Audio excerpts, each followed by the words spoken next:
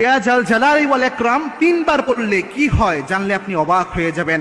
ইয়া জাল জালালি ওয়াল ইকরামের শব্দটা যদি আপনি তিনবার পড়তে পারেন, এটার যে ফজিলত রয়েছে এটা জানলে নিজেই অবাক হয়ে যাবেন, যেটা রাসূল সাল্লাল্লাহু আলাইহি ওয়াসাল্লামের হাদিসের মাধ্যমে জানা যায়। দেখেন, আল্লাহর হাবিব সাল্লাল্লাহু আলাইহি ওয়াসাল্লাম তার জীবদ্দশায় যে আমলগুলো করতেন, যে জিনিসগুলো জানিয়েছেন, যে ইনস্ট্রাকশনগুলো দিয়ে দিয়েছেন, এই সবগুলোর মধ্যে বারাকা রয়েছে।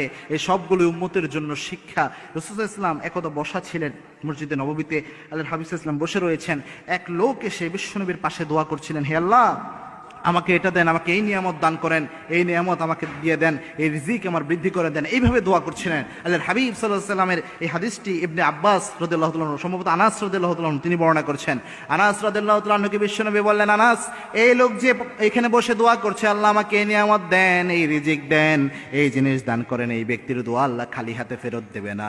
কারণ এই ব্যক্তি যখন দোয়া করেছে, এই ব্যক্তি ইসমে আজম দিয়ে দোয়া করেছে, তিনটি শব্দ এই ব্যক্তি পড়েছে।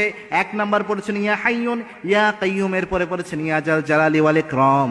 এই তিনটি শব্দ দিয়ে যদি কেউ দোয়া করে, ইসমে আজম আল্লাযী ইযা দুআয়া বিহি আজাবা, এই ইসমে আজম দিয়ে দোয়া করলে ওই দোয়া আল্লাহ খালি হাতে ফেরত দেয় না। এই লোক যেহেতু এই জিনিস দিয়ে দোয়া করেছে, সুতরাং এর দোয়া কবুল হবে। এখানে যে ইয়া জাল জালালি ওয়াল ইকরাম এই জিনিসটা পেলেন, এই ইয়া জাল জালালি ওয়াল ইকরাম এটা কি ইসমে আজম বলা হয়।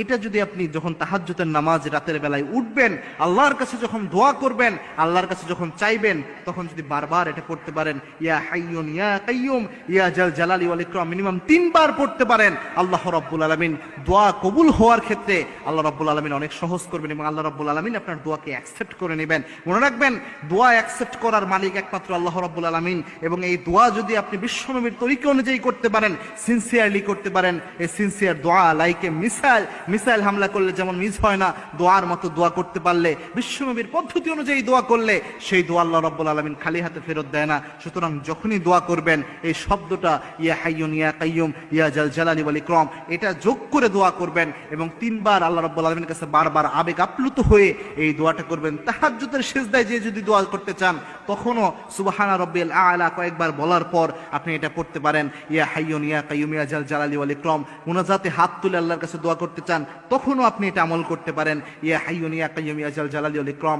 অথবা নামাজে সালাম ফিরানোর আগে যখন আমরা অনেক সময় মাসনুন দোয়াগুলো যে করা হয়, যেটা রাসূল সাল্লাল্লাহু আলাইহি ওয়াসাল্লাম সারা জীবন করেছেন, এই অবস্থায় যদি আপনি এই আমলটা করতে পারেন, ওই সময় আপনি এই 3টে শব্দ পড়ে এরপরে যদি আপনি এই দোয়াটা করতে পারেন, যে কোনো দোয়া, যে কোনো মনের বাসনার জন্য আল্লাহর কাছে চাইতে পারেন, আল্লাহ রাব্বুল আলামিন আপনার মনের আশা ভরসা অবশ্যই আল্লাহ রাব্বুল আলামিন কবুল করে নেবেন। এবং এই দোয়াটি, এই শব্দটি আল্লাহ রাব্বুল আলামিন সবচেয়ে পছন্দ করেন। এই শব্দ 3টিকে এই জন্য ইসমে আজম বলা হয়। এই আমল করার তৌফিক আল্লাহ আমাদের সকলকে দান করুন, আল্লাহুম্মা আমিন।